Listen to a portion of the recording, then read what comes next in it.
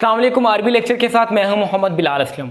Students, last time हम जो है वो चैप्टर नंबर 3 सेकेंड ईयर की बात कर रहे थे। हमने जो है वो 3.1 को ख़त्म कर लिया था। आज हमने 3.2 से रेलेवेंट जितनी भी थ्योरी है हमने वो कवर करनी है। तो सबसे पहले हम डिफ़ाइन करेंगे इंटीग्रेशन को। डिफरेंशियल पहले पढ़े हमने सारे। Integration as anti derivative. अब इसमें मैं सारा कुछ बताऊंगा आपको, इंटीग्रेशन का सिंबल, इंटीग्रेशन की डेफिनेशन, ईच एंड एवरीथिंग, सारे फार्मूले हम आज के टॉपिक में डिस्कस करेंगे। तो वीडियो शुरू करने से पहले आपसे एक छोटी सी रिक्वेस्ट है कि चैनल को सब्सक्राइब कर दो ताकि आपको मजीद आने वाली वीडियोस का नोटिफिकेशन मिलता रहे। अच्छा, एंटी डेरिवेटिव या इंटीग्रेशन क्या होता है, पहले हम इसकी डेफिनेशन देखते हैं। डेफिनेशन लिख लेते हैं। The inverse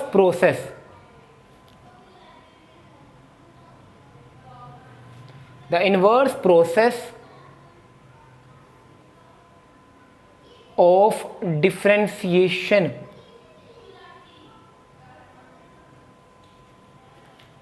is called integration। या आप इसको ऐसे डिफाइन कर सकते हैं या आप इसको ऐसे डिफाइन कर सकते हैं। एक और तरीका बताने लगा हूं, ये दो तरीके हैं। The process of finding a function whose derivative is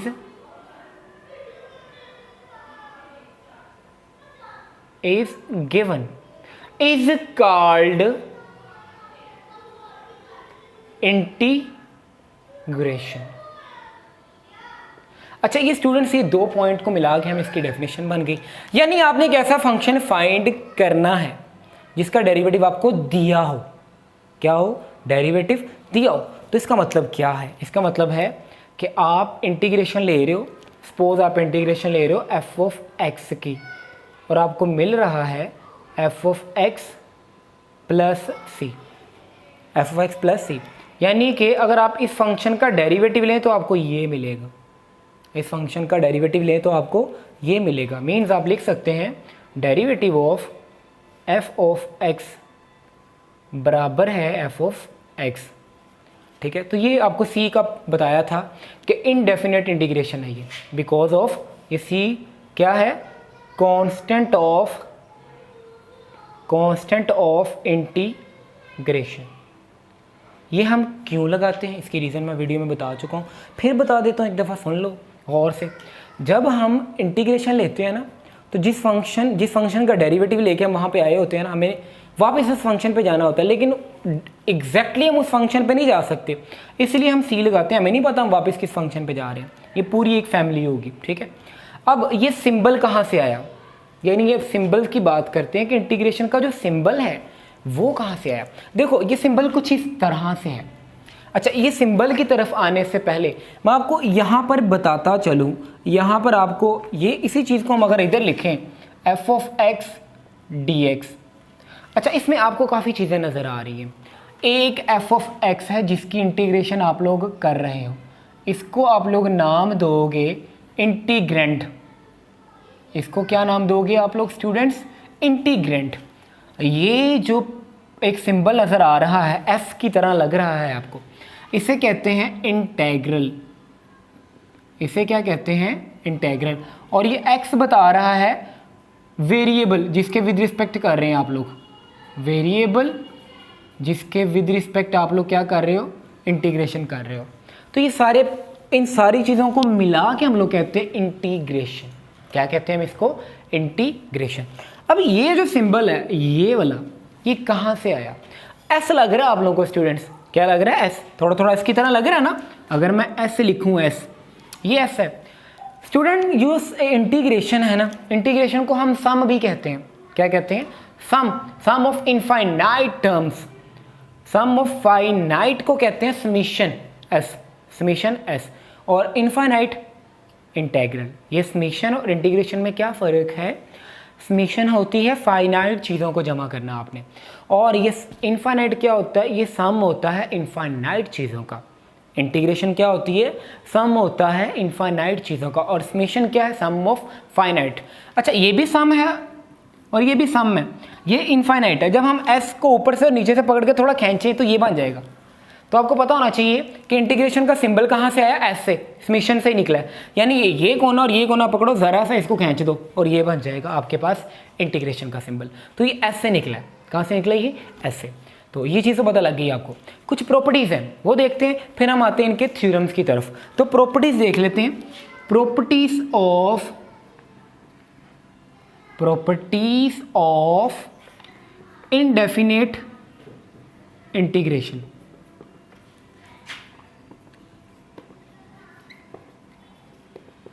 अच्छा स्टूडेंट्स, यहाँ पर इनडेफिनेट बता दिए, जहाँ पर जिसमें सी आता है ना, जिस इंटीग्रेशन में आप सी लगाते हो उसे आप लोग कहते हो इनडेफिनेट इंटीग्रेशन। तो ये क्या है एक्चुअली में, प्रॉपर्टीज़। अच्छा इस प्रॉपर्टीज़ में आपको क्या बताऊंगा, अगर दो फंक्शन ऐड हो रहे हैं, सब्ट्रैक्ट हो रहे हैं, इस तरह के फंक्शन, डिवीजन और मल्टीप्लिकेशन की बात नहीं कर रहे, वहाँ पर हम डिफरेंट रूल यूज़ करेंगे। अब ये है कि अगर आपके पास इंटीग्रेशन हो रही है, इंटीग्रेशन है और आपके पास k है कोई कांस्टेंट, k क्या आपके पास कोई कांस्टेंट है और आप उसकी इंटीग्रेशन ले रहे हो, तो आपने याद रखना है, जैसे आप डेरिवेटिव में करते हो k को बाहर निकाल लेना, आप लोगों ने k को बाहर निकाल लेना, शुरू में ले आना है, इस k को कांस्टेंट है ना k, इसको शुरू में ले आना है और आगे वाले की इंटीग्रेशन कर देनी है f ऑफ x dx। करेंगे कैसे, ये फर्दर हम रूल्स में पढ़ेंगे। अब नेक्स्ट, अगर दो फंक्शन ऐड हो रहे हो, दो फंक्शन क्या हो रहे हैं आपके पास, ऐड, तो फिर उसकी इंटीग्रेशन कैसे ली जाएगी, या सब्ट्रैक्ट हो रहे हैं, तो आप लोगों ने याद रखना है, इनकी दोनों की अलग-अलग से इंटीग्रेशन लेंगे। इसकी इंटीग्रेशन अलग, दरमियान में प्लस है तो प्लस, दरमियान में माइनस है तो माइनस, और इसकी इंटीग्रेशन अलग से, यानी अगर प्लस या माइनस हो रहे हैं तो अलग-अलग इंटीग्रेशन लेंगे और दरमियान में वही साइन आ जाएगा जो हमने यहाँ पर लगाया होगा। तो ये कुछ दो तीन प्रॉपर्टीज़ थी। हाँ, मल्टीप्लिकेशन और एडिशन में, मल्टीप्लिकेशन जब होगी तो हम एक डिफरेंट रूल यूज़ करेंगे जिससे कहेंगे इंटीग्रेशन बाय पार्ट्स, और डिवीजन का भी हम रूल डिफाइन करेंगे। यानी मैं आपको अलग से बताऊँगा कि रैशनल्स की इंटीग्रेशन कैसे लेते हैं आप लोग। तो अभी हम चलते हैं इसके थ्योरम्स की तरफ। तो उतनी देर में आप लोग क्या करोगे, इसको नोट कर लोगे आप लोग। अब हम बात करेंगे कुछ स्टैंडर्ड फार्मूलाई हैं, फार्मूले हैं। फार्मूला ही होता है फार्मूले का प्लूरल, यानी वो फार्मूला सिंगुलर होता है और फार्मूला ही होता है प्लूरल, यानी एक से ज़्यादा फार्मूले। अच्छा इंटीग्रेशन के फार्मूले, ये बेसिक कॉन्सेप्ट होगा आपका। आप पूरे चैप्टर में जितने भी जो है वो आप क्वेश्चन आएंगे उसमें जो बेसिक्स होंगी वो अभी हम डिस्कस कर लेंगे, आप उसके अकॉर्डिंग चलेंगे, यानी इसके अलावा आप लोगों को कुछ भी नज़र नहीं आएगा। फार्मूले आज हम तकरीबन सारे इसमें डिस्कस कर लेंगे। अब सबसे पहली जो हम बात करेंगे आज वो क्या बात है, एक पावर रूल। पहला हम देखेंगे, इसको फर्स्ट का नाम दे देते हैं, या इसको डॉट में ही रहने देते हैं, डॉट्स में लेके चलते हैं, या फर्स्ट कर लो, ये ज़्यादा बेहतर रहेगा। फर्स्ट रूल ये क्या होगा, अगर आपके पास कुछ पावर वाला फंक्शन आता है x की पावर n dx, अगर आपके पास कोई पावर होती है, किसी भी नंबर की कोई पावर, और पावर के अंदर जो चीज़ है ना उसका डेरिवेटिव आगे मौजूद हो, अगर आपके पास कोई पावर वाला फंक्शन हो और पावर के अंदर वाली चीज़ का डेरिवेटिव आगे मौजूद हो, तो यहाँ पर लगाते हैं पावर रूल। इंटीग्रेशन का पावर रूल है, वो कैसे लगता है, यानी आप क्या करोगे, आप पावर में एक जमा कर दोगे, यानी ये पावर है, पावर में एक जमा किया और उसी से नीचे डिवाइड कर दिए। ये बेसिक रूल है जो थ्रू आउट द चैप्टर हमारा चलेगा। अब क्या है, दोबारा सुन लेना, पावर रूल है, इसको नाम दिया हुआ हमने पावर रूल ऑफ इंटीग्रेशन। जैसे पावर रूल ऑफ डिफरेंशिएशन था, ये पावर रूल ऑफ इंटीग्रेशन है। क्या है, क्या कब लगता कब है ये, जब पावर के अंदर वाली चीज़ का डेरिवेटिव आगे मौजूद हो तो आप इसकी पावर में एक जमा कर दोगे और नीचे भी वही चीज़ लिख दोगे, और प्लस सी तो आपने लिखना ही है, वो हर एक फार्मूले में लिखना है, क्योंकि हम बात कर रहे हैं इनडेफिनेट इंटीग्रेशन की। एग्जाम्पल अगर मैं आपको इसकी दूं, यानी इसकी एग्जाम्पल भी हम साथ डिस्कस कर लेते हैं। अगर आपके पास इंटीग्रेशन हो एक्स स्क्वायर की, किसकी इंटीग्रेशन एक्स स्क्वायर, यानी ये 2 पावर है, पावर के अंदर वाले का आगे डेरिवेटिव मौजूद है, तो पावर में एक जमा भी कर देंगे, यानी 2 में एक जमा करेंगे 3, नीचे भी 3 प्लस सी, ये इसका क्या आ जाएगा, आंसर आ जाएगा। ये था रूल नंबर 1। अब एक रूल नंबर 2, जो ये दूसरा रूल है, ये भी बहुत इंपॉर्टेंट है, यानी मैक्सिमम टाइम्स आप ये दोनों ही रूल यूज़ करेंगे। अब दूसरा रूल क्या है? दूसरा रूल स्टूडेंट्स ये है कि अगर आपके पास बटे में कोई फंक्शन है, फ्रैक्शन में आपके पास कोई फंक्शन है और नीचे वाले का डेरिवेटिव ऊपर पड़ा हुआ है, नीचे वाले का डेरिवेटिव ऊपर पड़ा हुआ है, यहाँ क्या था, पावर के अंदर वाले का डेरिवेटिव आगे पड़ा हो तो पावर रूल, यहाँ पर नीचे वाले का डेरिवेटिव अगर ऊपर पड़ा हो तो आप क्या करोगे, आप नीचे वाले के साथ ln फंक्शन लगा दोगे। क्या लगाओगे आप, लॉग फंक्शन। याद रखना आप लोगों ने, जब हमने डेरिवेटिव का डिस्कस किया था, अगर आप दोनों तरफ डेरिवेटिव लो तो इसका डेरिवेटिव आपको 1/x ही मिलेगा। ये आप लोग सेकंड चैप्टर में देख चुके हैं। तो ये फार्मूला है बेसिक, दो फार्मूले, ये दोनों आप लोगों ने एज इट इज़ याद रखने हैं। फार्मूला, अच्छा नेक्स्ट आपके पास जो फार्मूला है वो है आप लोगों के पास एक्सपोनेंशियल फंक्शन की इंटीग्रेशन। अब ये मैं बात कर रहा हूँ नेचुरल एक्सपोनेंशियल फंक्शन है ये, जिसकी बेस ई होती है, उसे आप लोग नेचुरल कहते हो। अब इसकी इंटीग्रेशन कैसे लेंगे आप लोग, इसकी इंटीग्रेशन यही होगी, जो आप लोगों के पास फंक्शन है वो यही इंटीग्रेशन होगा।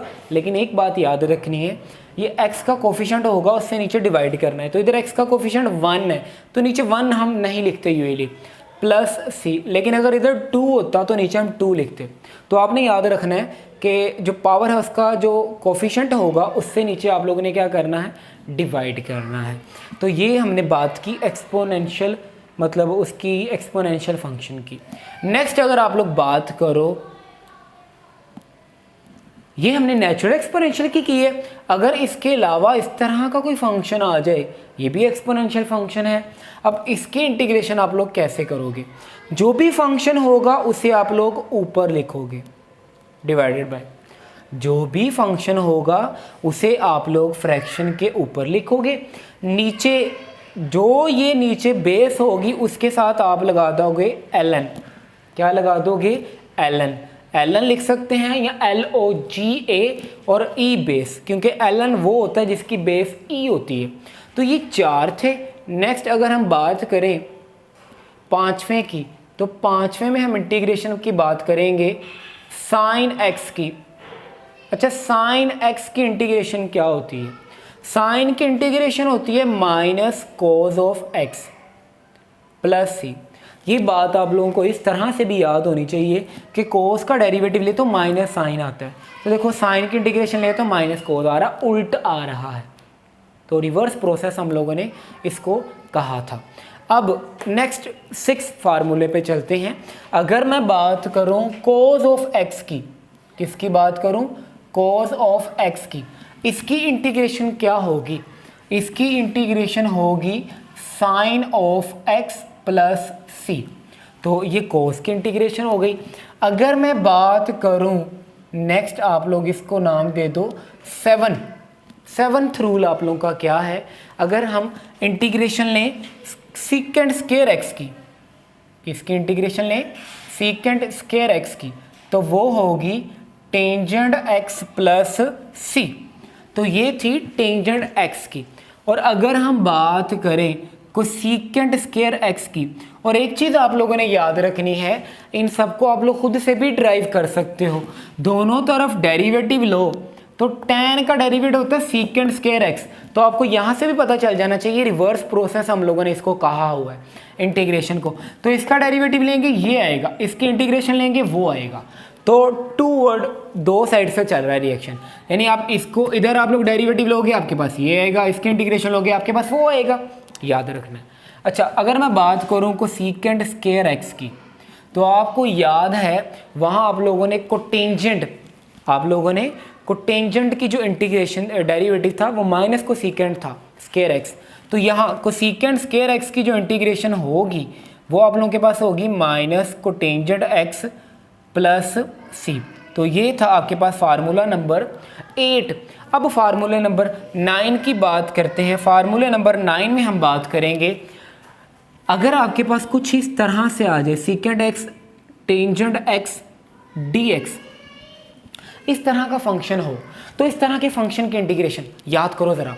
सीकेंड का डेरिवेटिव लेते हैं तो सीकेंड का डेरिवेटिव होता था सीकेंड एक्स टेंजेंट एक्स, तो इसकी इंटीग्रेशन लेंगे तो आपके पास आएगा सीकेंड एक्स प्लस सी, तो दोनों तरफ चल रहा है वही काम जो हमने पहले किया हुआ है, यानी कि बहुत ही आसान काम। अच्छा नेक्स्ट आप लोग बात कर रहे हो, अगर मैं बात करूं इसी को लेके इंटीग्रेशन ऑफ कोसेकेंट एक्स को टेंजेंट एक्स, तो इसका अगर आपको याद हो तो इसकी इंटीग्रेशन आप लोगों ने क्या पढ़ी थी, ये किस डेरिवेटिव पढ़ा था आप लोगों ने, किसका डेरिवेटिव ये होता है कोसेकेंट एक्स का, माइनस आता है इसके साथ, तो आप लोग क्या लिखोगे minus cosecant x plus C. तो ये था आप लोगों के पास फार्मूला नंबर 10। अगर मैं फार्मूला नंबर 11 की बात करूं तो इंटीग्रेशन होएगी यहाँ पर टेंजेंट एक्स की बात कर लेते हैं, टेंजेंट एक्स की इंटीग्रेशन आप लोगों के पास क्या होगी, तो इसकी इंटीग्रेशन 2 होगी, 2 लिख सकते हैं आप लोग, या तो आप लोग लिख सकते हो log ln of minus ln of cos x, या तो आप लोग ये लिख सकते हो, या फिर आप लोग लिख सकते हो ln ऑफ सीकेंट x, तो ये दोनों तरह से इसकी इंटीग्रेशन बन सकती है, यानी आप सीकेंट भी लिख सकते हो और cos भी लिख सकते हो, तो ये दोनों तरह से आप लोग इसकी इंटीग्रेशन कर सकते हो, बना सकते हो। अगर मैं 12 नंबर फार्मूला की बात करूं तो यहाँ पर हम बात करेंगे कोटेंजेंट x, किसकी बात करेंगे कोटेंजेंट x, तो कोटेंजेंट x की क्या होगी, इसकी होगी ln ऑफ साइन x। अच्छा इन दोनों की रीज़न नहीं हमने देखी, रीज़न भी देख लेते हैं। देखो ज़रा, अभी हमने फार्मूला नंबर दिस वन, ये जो फार्मूला हमने डिस्कस किए मैं यहाँ पे लगाने वाला हूँ। देखो मैं कोटेंजेंट x को लिख सकता हूँ cos x over sine x dx, नीचे वाले फंक्शन का डेरिवेटिव ऊपर पड़ा हुआ है, तो मैंने बताया था जब नीचे वाले का डेरिवेटिव ऊपर पड़ा हो तो नीचे वाले के साथ ln लगाते हैं, तो इधर इसको मैंने ऐसे लिखा नीचे वाले का डेरिवेटिव ऊपर पड़ा हुआ है तो आप नीचे वाले के साथ क्या लगा दोगे ln, इसी तरह से ये वाला, तो ये बहुत आसान फार्मूले हैं। नेक्स्ट फार्मूले की तरफ चलते हैं, उतनी देर में आपने क्या करना है इसको नोट कर लेना आप लोगों ने। अच्छा नेक्स्ट फार्मूला जो है आप लोगों को याद करवाते चले, सीकेंट एक्स की इंटीग्रेशन आप लोग कैसे करोगे, तो सीकेंट एक्स की इंटीग्रेशन बहुत आसान है, यानी इसकी इंटीग्रेशन क्या है ln of secant x plus tangent x, ये प्लस सी भी लगाना आप लोगों ने साथ, ठीक है। तो ये थी सीकेंट एक्स की। नेक्स्ट आप लोगों के पास है, अगर आपके पास आए कोसेकेंट एक्स, इसकी इंटीग्रेशन है ln of cosecant X minus cotangent X plus C, तो ये थी फार्मूले आप लोगों के पास ट्रिग्नोमेट्रिक इंटीग्रेशन के। अब हम बात करेंगे इन्वर्स ट्रिग्नोमेट्रिक इंटीग्रेशंस के फार्मूले। इन्वर्स ट्रिग्नोमेट्रिक फंक्शन की integration of inverse trigonometric functions, trigonometric function उसे नाम दे रहे थे हम फार्मूला नंबर 15। फार्मूला नंबर 15 यानी अगर आपके पास कुछ इस तरह का फार्मूला आ जाए 1 माइनस एक्स स्क्वायर, तो इसकी इंटीग्रेशन क्या होगी आपके पास, आप लोगों ने याद रखना है इसकी इंटीग्रेशन होगी साइन इनवर्स एक्स प्लस सी, और ये जो x है ये आप लोगों ने याद रखना है mode of x always less than 1 होगा आप लोगों के पास। नेक्स्ट आप लोगों ने 16, अच्छा ये कहाँ से है, इसका डेरिवेटिव साइन इनवर्स का डेरिवेटिव होता है 1 over square root 1 minus x square, तो उल्ट कर दिया हमने, इंटीग्रेशन लिए डेरिवेटिव कट हो गया, ये आ गया आप लोगों के पास। नेक्स्ट आप लोगों के पास 1 over 1 plus x square dx, इसकी इंटीग्रेशन आप लोगों के पास होगी टेंजेंट इनवर्स x प्लस सी। अब फार्मूला नंबर 17 की बात करते हैं। 17 फार्मूले में क्या होगा आप लोगों के पास, ये आप लोगों के पास है 1 over x, mode of x भी लिखते हैं इसको, एक्स स्क्वायर माइनस 1 dx। अच्छा इसकी इंटीग्रेशन क्या होगी आप लोगों के पास, इसकी इंटीग्रेशन आप लोगों के पास आएगी, अगर इसकी इंटीग्रेशन बात करें सीकेंट इनवर्स x और साथ मोड, और mode of x greater than 1 होगा। अभी इस फार्मूले को चेंज करेंगे थोड़ा सा, क्या करेंगे, इस फार्मूले को चेंज करेंगे। यानी 18 वाले फार्मूले में अगर, यानी 15 वाले फार्मूले में a की जगह पर अगर कांस्टेंट आ जाए a स्क्वायर, तो क्या बनेगा आपके पास 1/√a² minus x square dx। तो ये आएगा आप लोगों के पास, ये साइन इनवर्स है ना, sine inverse x/a plus c। तो ये आप लोगों के पास बनेगा फार्मूला नंबर, क्या नाम दिया इसको, फार्मूला नंबर 18। अब 19 फार्मूले की बात करते हैं। 19 वाला फार्मूला आप लोगों के पास क्या बनेगा, यानी अगर आपके पास आ जाए इसमें, अब इसमें a कर देते हैं, यानी 1/a² प्लस x²। तो इसकी इंटीग्रेशन क्या होगी, 1/a tangent inverse x/a plus c। और अब लास्ट पे बचा है, इसको चेंज कर लेते हैं थोड़ा सा, 19 और ये 20। यानी आप लोगों को आज हमने 20 फार्मूले सिखा दिए हैं कि अगर आप लोगों के पास इस तरह के 20 फार्मूले आ जाएं तो इनकी इंटीग्रेशन कैसे करेंगे। तो बहुत आसान तरीका है, 1/a सीकेंट इनवर्स x/a। तो ये याद रखना आप लोगों ने, इधर x/a आएगा। तो ये कुछ फार्मूले थे। होपफुली अब पूरा चैप्टर जो है ना हमारा इन्हीं फार्मूलों पे बेस करेगा। उम्मीद है आप लोगों को वीडियो अच्छी लगी है। वीडियो को लाइक कर दो, शेयर कर दो और चैनल को सब्सक्राइब कर दो ताकि आपको मजीद अच्छी अच्छी वीडियोस मिलते रहें। अल्लाह हाफिज़।